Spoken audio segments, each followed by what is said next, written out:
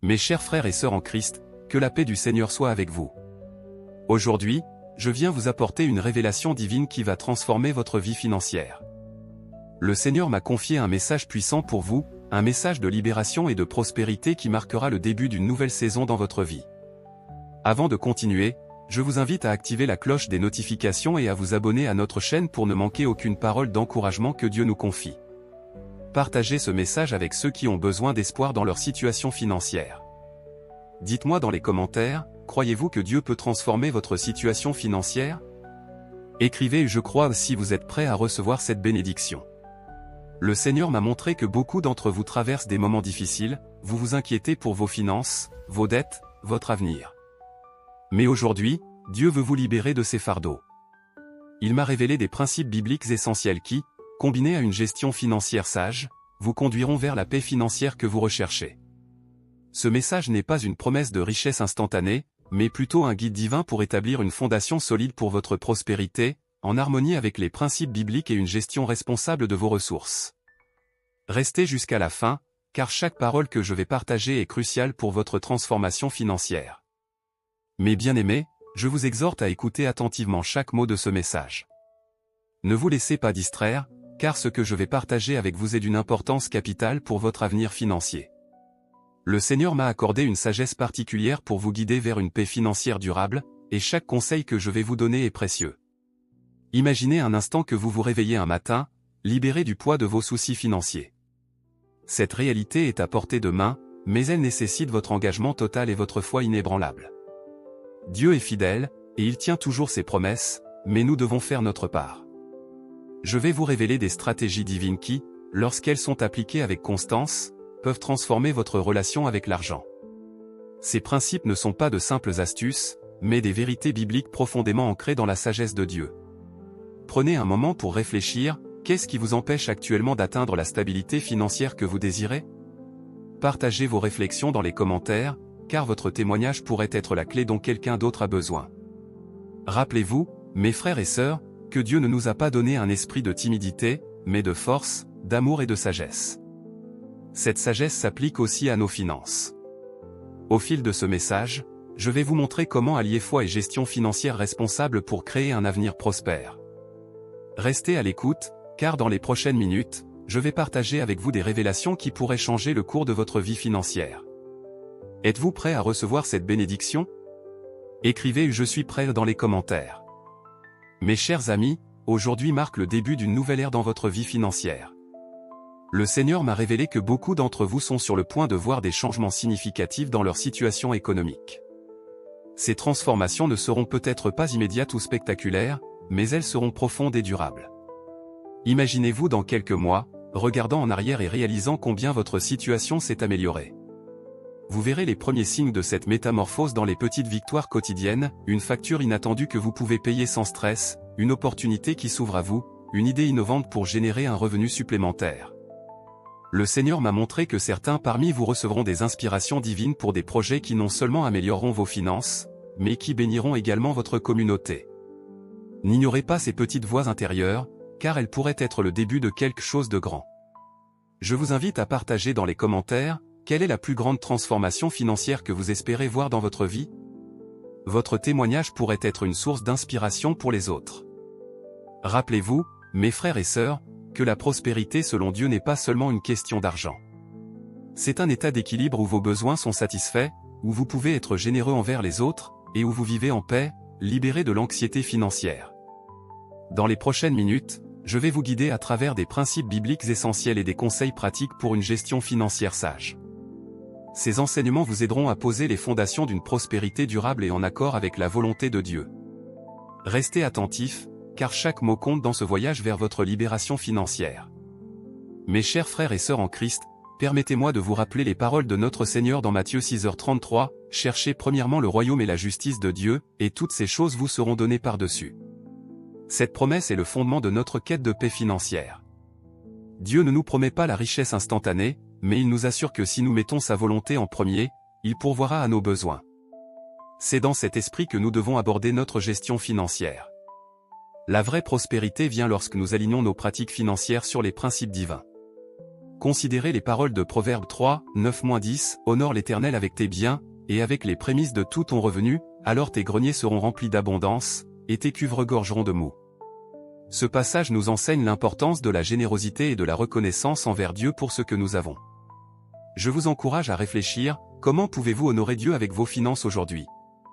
Peut-être en étant fidèle dans la dîme, en aidant quelqu'un dans le besoin, ou en investissant dans un projet qui glorifie Dieu. N'oublions pas non plus la sagesse de Luc 16h11, si donc vous n'avez pas été fidèle dans les richesses injustes, qui vous confiera les véritables? Cela nous rappelle l'importance d'être de bons gestionnaires de ce que Dieu nous confie, quelle que soit la somme. Mes amis, ces versets ne sont pas de simples mots, mais des clés pour débloquer votre potentiel financier selon le plan divin. En les mettant en pratique, vous ouvrez la voie à la bénédiction de Dieu dans vos finances. Partagez dans les commentaires un verset biblique qui vous inspire dans votre parcours financier. Votre partage pourrait être une lumière pour quelqu'un d'autre. Mes chers amis, je sens que l'Esprit de Dieu est en train de toucher vos cœurs en ce moment même. Si vous ressentez que ce message s'adresse particulièrement à vous, que vous êtes prêt à entrer dans cette nouvelle saison de paix financière, je vous invite à écrire dans les commentaires « Je suis prêt pour ma saison d'abondance ». Maintenant, je veux que vous preniez un moment pour réfléchir. Quels sont les obstacles financiers qui vous semblent insurmontables aujourd'hui? Peut-être des dettes qui vous pèsent, un emploi instable, ou simplement la difficulté à joindre les deux bouts à la fin du mois. Partagez brièvement votre situation dans les commentaires. Non seulement cela vous aidera à mettre des mots sur vos défis, mais cela permettra aussi à notre communauté de prier spécifiquement pour vous. Je veux que vous sachiez que vous n'êtes pas seul dans cette lutte. Dieu voit vos efforts, il entend vos prières, et il est sur le point d'agir dans votre vie. Rappelez-vous les paroles de Philippiens 4h19, « Et mon Dieu pourvoira à tous vos besoins selon sa richesse, avec gloire, en Jésus-Christ. » Posez-vous cette question, êtes-vous prêt à faire confiance à Dieu pour votre situation financière, même si vous ne voyez pas encore de solution? Si c'est le cas, je vous invite à lever la main, là où vous êtes, et à dire à haute voix, « Seigneur, je te fais confiance pour mes finances. » N'oubliez pas, mes amis, que la transformation commence souvent par un changement d'attitude. Aujourd'hui, je vous encourage à passer de la peur à la foi, de l'inquiétude à la confiance en Dieu. Votre témoignage de foi pourrait être l'encouragement dont quelqu'un d'autre a besoin. Partagez ce message avec ceux qui ont besoin d'espoir dans leur situation financière. Mes bien-aimés, je voudrais vous parler maintenant de la puissance du silence et de la discrétion dans votre cheminement vers la paix financière. Comme il est écrit dans Proverbe 21h5, les projets de l'homme diligent ne mènent qu'à l'abondance, mais celui qui agit avec précipitation n'arrive qu'à la disette. Dans notre monde bruyant et rapide, Dieu nous appelle souvent à chercher sa sagesse dans le calme et la réflexion. Prenez un moment chaque jour pour vous isoler, loin des distractions, et méditez sur la parole de Dieu concernant vos finances. C'est dans ces moments de silence que vous entendrez le plus clairement la voix de Dieu vous guider. Je vous encourage à garder une certaine discrétion sur les bénédictions financières que Dieu vous accorde. Non pas par honte ou par peur, mais par humilité et sagesse.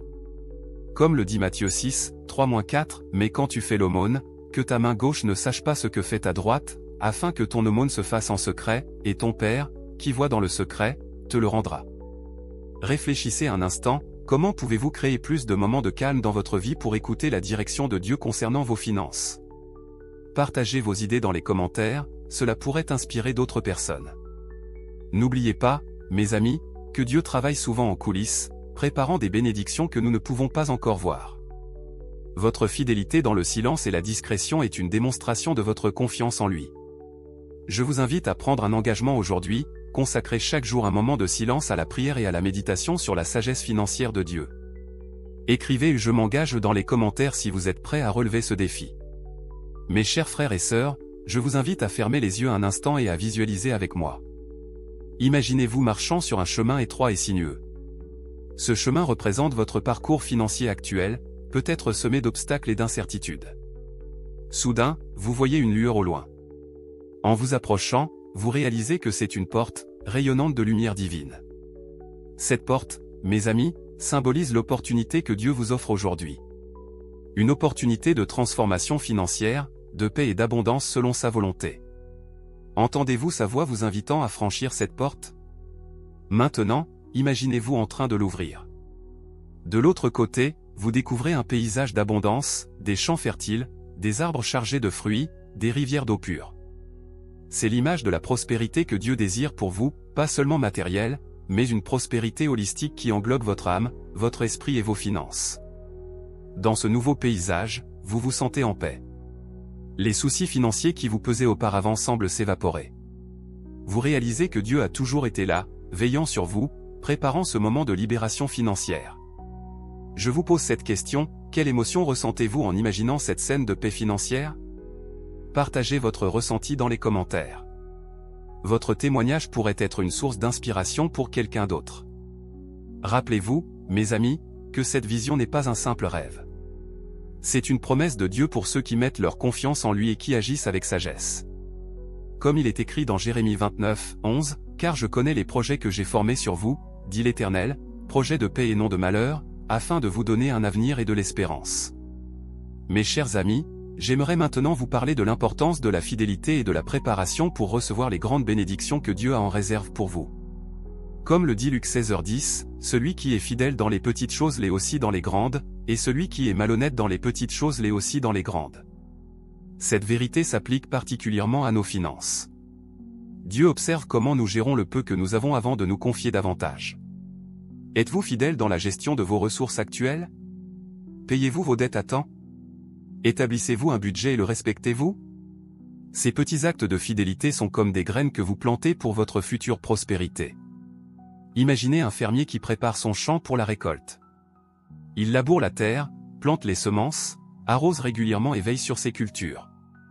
De la même manière, nous devons préparer le terrain de nos vies pour recevoir l'abondance divine. Cela implique d'acquérir des connaissances financières, de développer de bonnes habitudes de gestion, et de rester constant dans notre foi et nos pratiques. Je vous invite à réfléchir, quelles petites choses financières pouvez-vous commencer à faire fidèlement dès aujourd'hui? Peut-être mettre de côté une petite somme chaque semaine, ou tenir un journal de vos dépenses. Partagez vos idées dans les commentaires pour inspirer les autres. N'oubliez pas, mes frères et sœurs, que Dieu est fidèle et qu'il honore ceux qui le sont aussi. Comme il est écrit dans Proverbe 28, 20, l'homme fidèle est comblé de bénédictions. Votre fidélité dans les petites choses ouvrira la voie à de plus grandes bénédictions.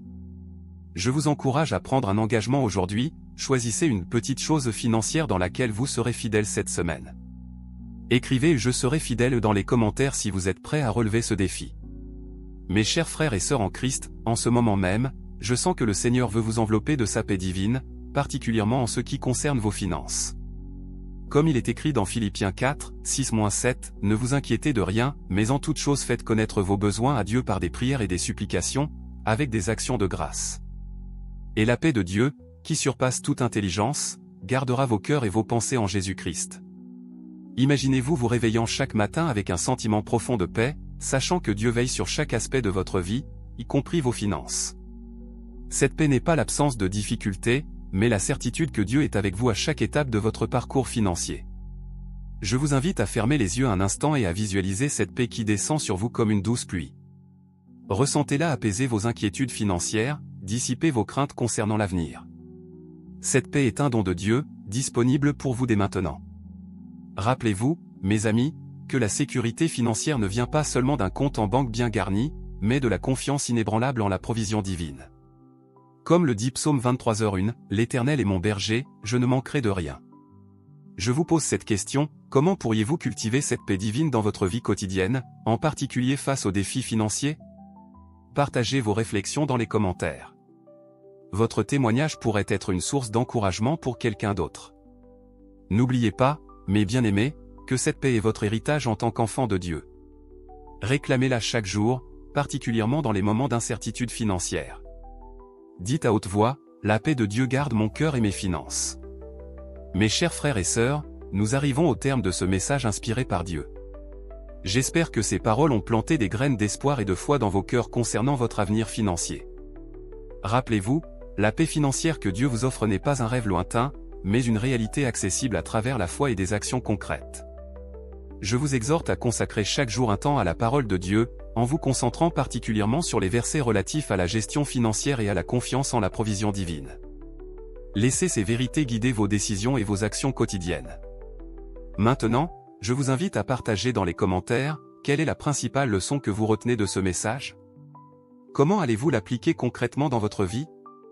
votre témoignage pourrait être la clé qui ouvrira la porte de la liberté financière pour un autre frère ou une autre sœur en Christ. N'oubliez pas de vous abonner à notre chaîne et d'activer les notifications pour ne manquer aucun de nos prochains messages d'encouragement et de sagesse financière inspirés par Dieu. Partagez cette vidéo avec ceux qui ont besoin d'entendre ce message d'espoir.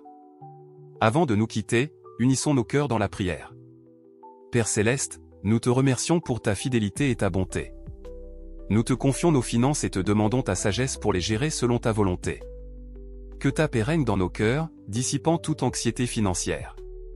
Guide-nous vers la prospérité que tu as préparée pour nous, non pas pour notre gloire, mais pour que nous puissions être une bénédiction pour les autres. Au nom de Jésus, Amen. Que la grâce de notre Seigneur Jésus-Christ, l'amour de Dieu et la communion du Saint-Esprit soient avec vous tous. Allez dans la paix et la confiance, sachant que votre saison de paix financière commence maintenant.